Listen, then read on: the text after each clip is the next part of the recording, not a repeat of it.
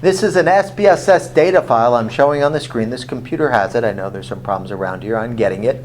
But why don't we try to do the same situation here with this particular example. So let me show you how you would set that up. Have you guys worked with SPSS before?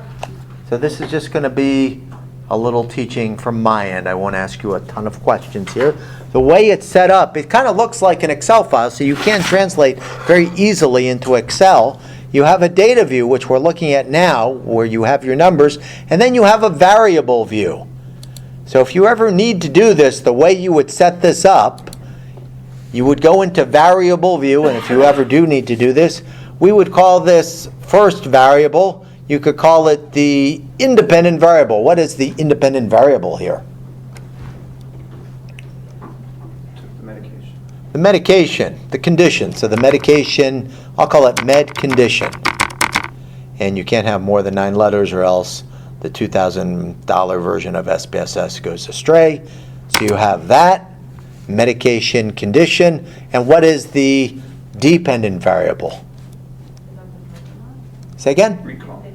Yeah, the memory score, recall, is the dependent.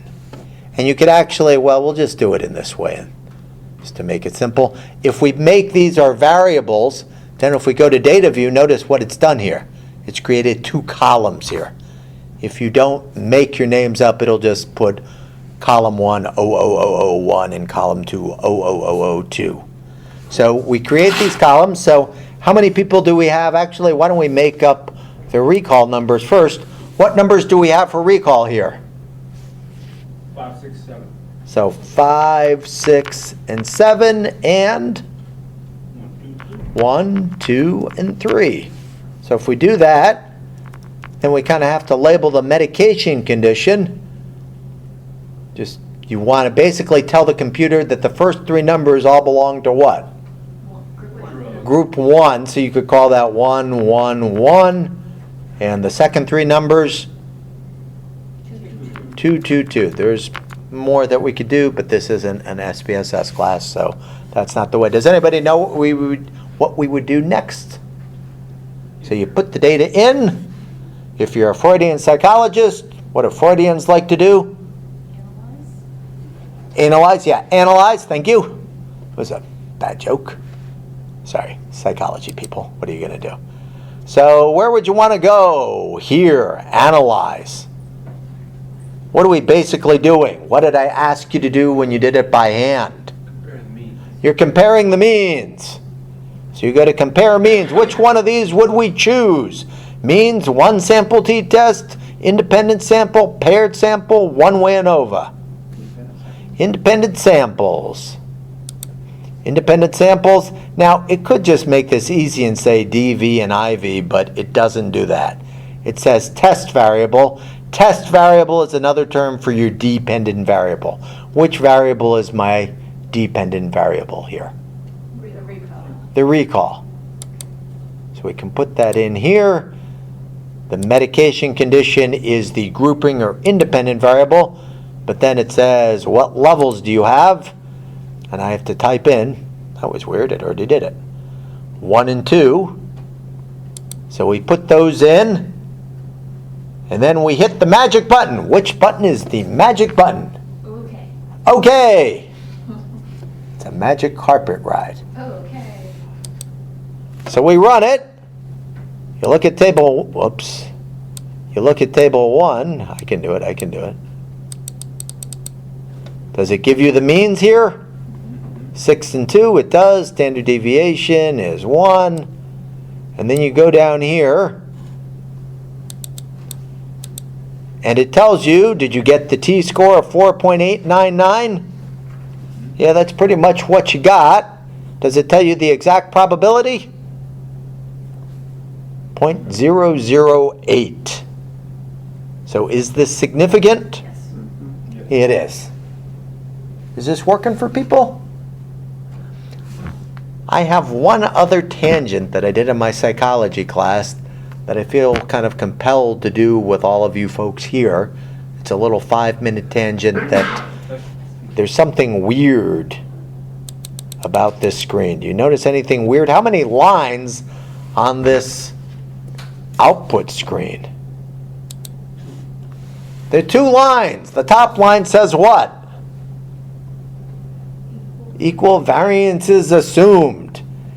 And the second line says equal variances not assumed. When you do an independent sample t-test, let me kind of give you, because when I do this for people in consulting, I'm going to give you just the simplest way I can teach this to you, and then kind of give you the bottom line of things at the end of the story. When you do a t-test, you have one independent variable and two levels. That's the only time you can do a t-test, right? One independent variable and two levels. But let me give you the following example, and you may want to write a note or two on this. Let's say that I give you a data set, and in data set 1, the numbers are 1, 2, and 3. So data set 1, the numbers are 1, 2, and 3. And in data set 2, you're collecting data, the numbers are 1 million, 2 million, and 3 million. Would your t-test probably show significance there? No. Why do you say no? Because when you're comparing humongo numbers to hardly anything, it's not going to appear to be. But 1, 2, and 3, you're comparing three numbers, 1, 2, and 3 to 1 million, 2 million, and 3. So the change is insignificant. But the change is the mean difference. What's the mean difference here? What's the mean for the second data set? 2 million. What's the mean for the first data set? 2. Is that difference going to be probably significant? That's a huge treatment effect. So that would probably be significant, but there's a problem that you're probably alluding to, although you may not know it, but there's a problem with that situation. When you get a sample, you like to assume that the sample, you're sampling from what? We get samples from populations. And there's kind of an assumption we usually make about populations. And the assumption is that the populations kind of have equal variance. It's called homogeneity of variance. And since I'm a member of the Piss-Poor Penmanship Hand Club, I wanted to write it up before the class. It's called the homogeneity of variance. And we like to assume that the populations that we got these samples from are equivalent. If I gave you 1, 2, and 3 and 1 million, 2 million, 3 million, do you think those population variances would be equivalent? No. I made a little drawing here. 1, 2, and 3 looks like this. 1, 2, and 3 million looks like that. The population variances are very different there. So SPSS, in its infinite wisdom, actually does a test to see if the population variance is equal. What does it call this test? Equal variance is assumed or not assumed. But the test that determines that is Levine's test. Levine's test. So there's a test that is done just to see if the population variance is similar or different. Don't confuse this with the t-test. This is not the treatment over the standard error. This Levine's test is to test that assumption. We assume when we do a t-test homogeneity of variance. When we look at that screen for Levine's test, we want the significance value to be greater than 0.05. We want that value to be greater than 0.05. That means we can assume what? Variances are equal. And we can use which line? The top line.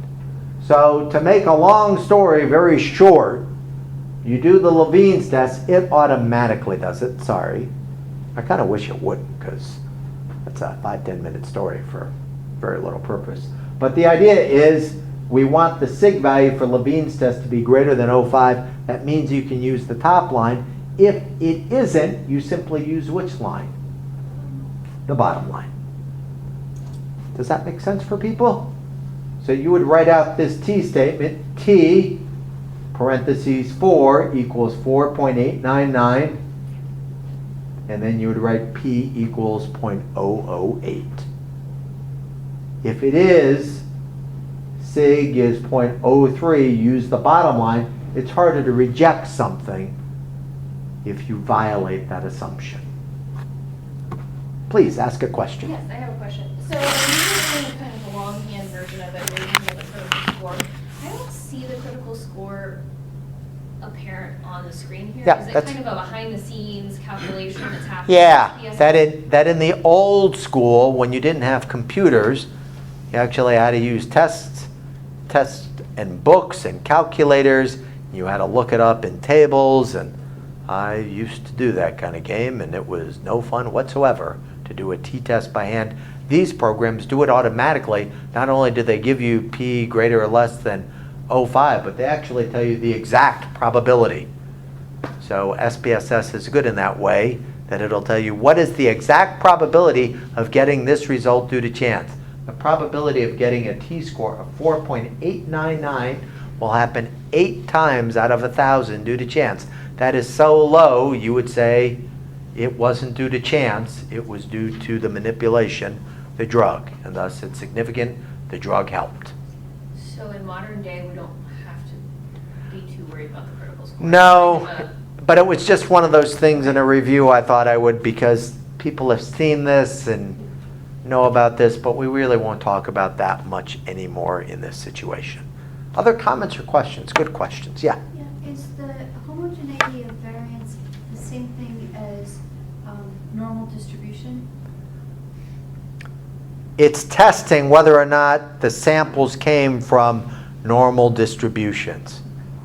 So it's testing that, because 1, 2, and 3, just like the meteorology example from last week, 1, 2, and 3, 1 million, 2 million, and 3 million, those would be statistically significant. The treatment effect is huge there, but it would be violating the homogeneity of variance. You would use the bottom line, and it would still probably come out to be significant. But we don't usually have 1 million, 2 million, 3 million. That was just for teaching's sake. So in a perfect world, it would be homogeneity of variance if we had 2 perfect bell curves. If you had 2 perfect bell curves that were equally distributed, sometimes when you do your OT and PT research, though, it'll show that the sig for Levine's is less than 0.05, and then you just need to use the bottom line. Here, they're identical, but sometimes they're not. The degrees of freedom sometimes is higher. It's harder to reject things if you violate that assumption. Okay, let me stop the recording.